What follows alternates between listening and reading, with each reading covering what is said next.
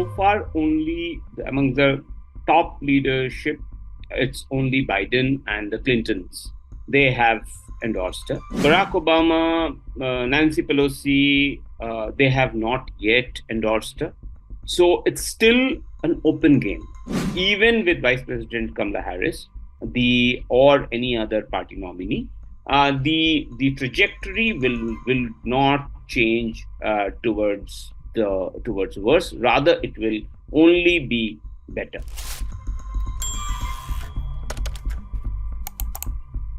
Hello, viewers, listeners, and readers of the Indian Express. I'm Flora Swai, and we are joined today by our diplomatic editor of the Indian Express, Shubhajit Roy, and we'll be talking about one of the most important announcements that has happened on a late Sunday night India time in the United States. Shubhajit, last Sunday it was the assassination attempt on Donald Trump, and this Sunday it is US President Joe Biden bowing out of the presidential race after, clamoring from Democrats from his party also to step down.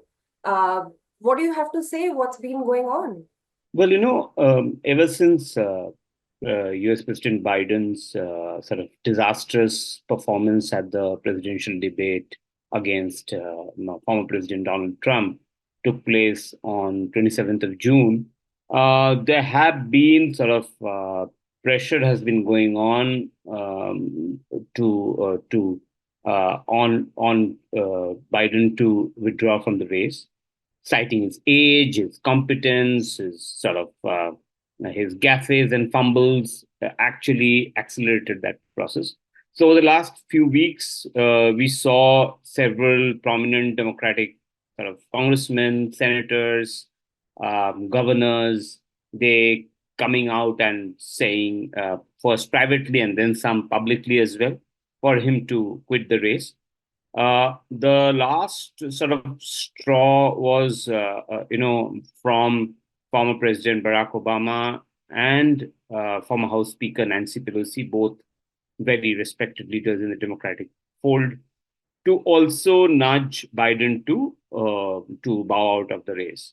So essentially, they gave Biden, as we know, was suffering from COVID, and the parties sort of the elders in the party, as they are called, they gave Biden time to think through this decision over the weekend, and Biden took the call of withdrawing his nomination, and he endorsed Kamala Harris, the vice president nominee, for the presidential sort of nomination. The few facts also sort of helped him change his mind, which he was sort of earlier adamant on continuing, was that poll numbers were showing that Trump was way ahead. For example, just to give you a contrast, in 2020, at this around the same time, Biden was leading against Trump in the poll numbers by 9 percentage points. Now that when the polls took place, Biden was trailing behind Trump by 16 percentage points. That essentially meant a shift of 25 percentage points to a question that who is most competent to lead the United States as the president of the country. So these were obviously because of his age, his fumbles, his gaffes, and so there were questions of his competence. So these kind of polls actually, when presented to him over the weekend, finally by some of his top advisors, they sort of sealed the deal. And his family, Jill Biden, Hunter Biden, they were sort of aware of this. So they had a conversation, as we understand now. And he took the call and made a public announcement. Absolutely. We spoke last week, in fact, on Friday, that, what happens if he steps down? Who will fill in his shoes? And you categorically mentioned that, it could be Kamala Harris, but then we have to see if, she takes up the presidential bid and, they nominate a new VP, or she stays on as a VP candidate, and they nominate a new presidential candidate. Now, nothing is official yet, but I think the most uh, probable name would be her. Firstly, Kamala Harris has sort of accepted the sort of president's Biden's endorsement and is leading the campaign. Has sort of the campaign website has changed from Biden for president to Kamala Harris for president. That's the first shift that has happened. Now, whether so far only among the top leadership, it's only Biden and the Clintons. They have endorsed her. Barack Obama, Nancy Pelosi, they have not yet endorsed her. So it's still an open game. Now, unlike, say, in India, where political parties nominate a candidate, or in the United Kingdom, or in Australia, in other democracies, where the party is really supreme and they nominate the candidate. In the United States, the party is not an established entity like in India. So it's a bit different because they hold the primaries where delegates who are committed ideological voters, registered voters of the party, they are the ones who decide. And often it is criticized that it is a small minority of ideological voters and activists who actually decide the nomination of the party. That's why you see, say, for example, in Republican National Convention, you saw Trump being nominated by cheering Republican voters, delegates, and he was surrounded by his family.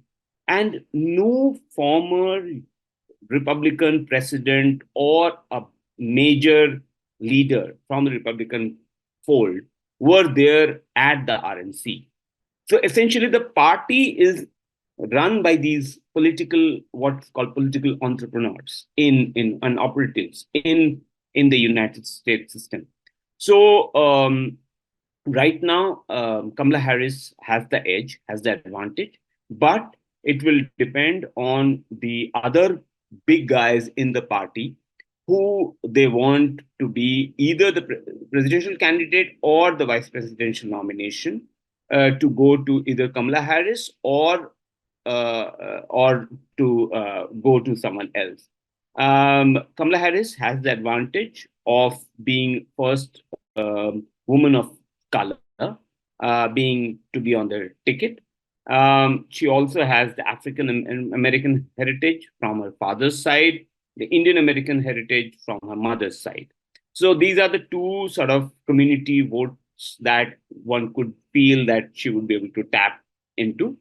But there are Hispanic voters, there are Arab Americans, there are other votes as well, which will be crucial for her to tap, or the Democratic Party to tap.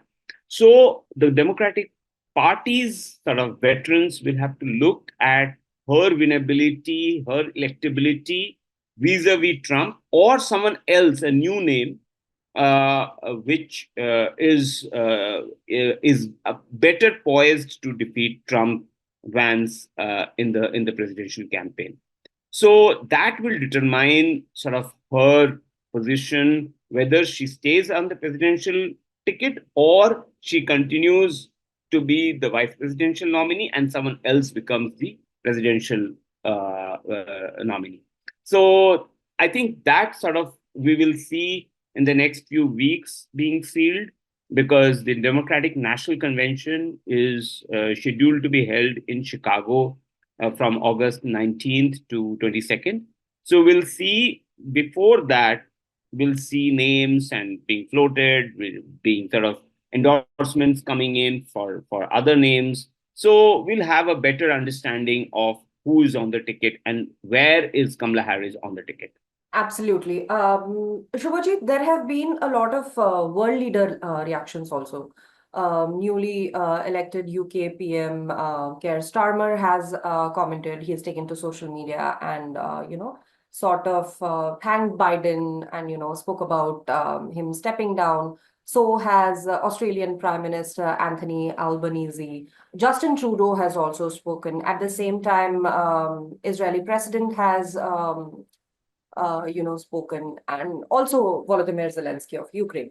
But at the same time, Kremlin spokesperson has gone on to say that, our priority right now is the special military operation, referring to the war in Ukraine. Our priority is that, and, we are not paying attention to US elections per se. What do you have to say about that? Well, obviously, everyone is watching the US elections very closely because US elections and who becomes the US president is of consequence to the world, to every country in the world. And because the policies that they undertake, their positions on issues of world politics as well as domestics politics, that impacts the world. So every country, every world leader will be watching this particular campaign process. So that's why you see varied reactions from say UK to Israel to Ukraine to Russia.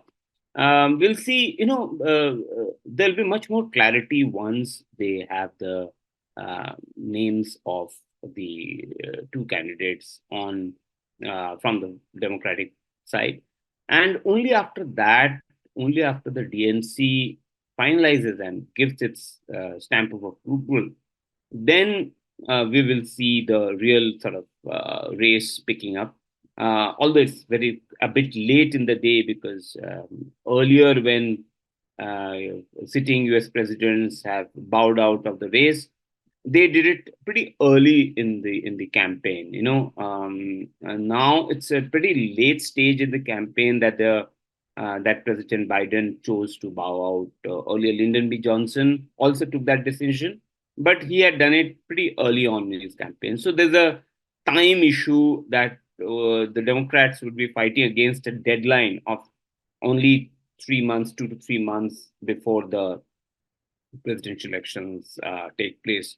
So once the deal is sealed of who's on the Democratic Party ticket, we will really see their policies, their policy pronouncements, their what do they have to say on different issues, on world issues, on global affairs.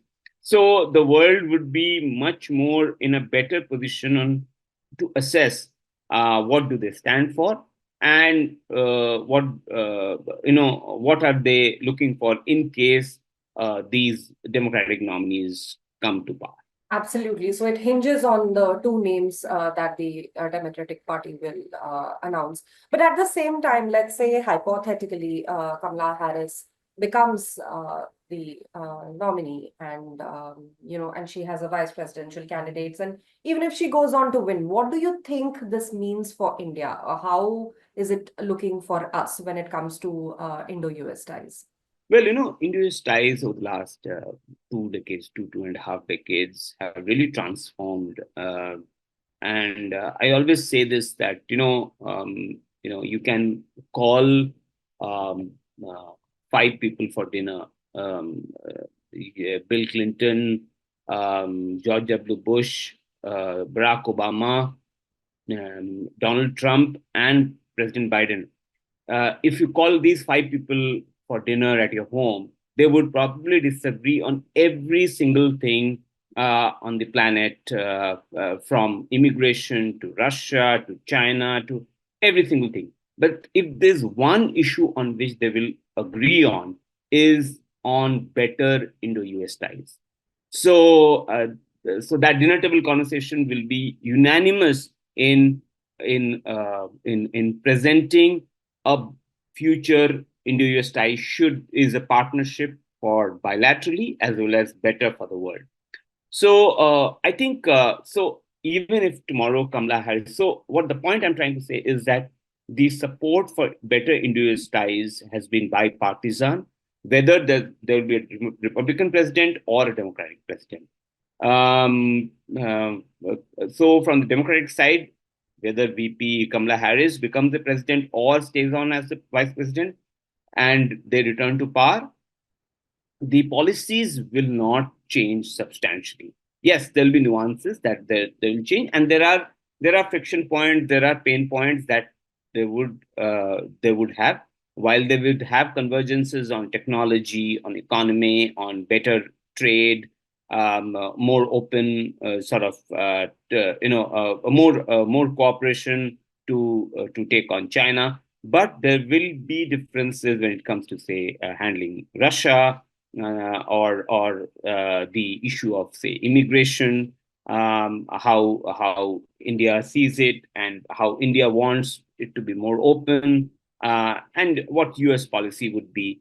Also, the issue of the assassination plot, the alleged assassination plot on Guru Patwant Singh Pannu, and that had created a bit of tension between the US and the Indian side. Uh, Irrespective of who comes to power, that tension will stay. But so that difference will have to manage. On the Russia-Ukraine war, I think if Biden wants come to power, the Indian sort of engagement with Russia may not be seen that negatively by the Republican administration. And they would want to sort of cut a deal with to end the war, as Trump has been talking about, or we may see how it plays out. But on other issues, there will be more or less there is a lot of convergence between India and the US, and we should expect, even with Vice President Kamala Harris, the or any other party nominee, the trajectory will not change towards worse. Rather, it will only be better. Right, Shubhajit. So no matter who comes into the White House, it is looking good for us, according to your dinner table analogy.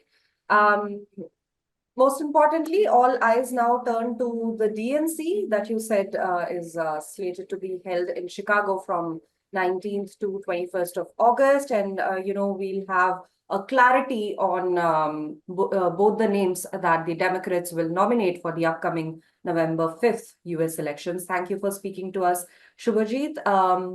All our Indian Express readers, listeners, and viewers, you can visit our website, indianexpress.com, for all the live updates, and also read Shubhajit's deep dive pieces and political analysis when it comes to US elections.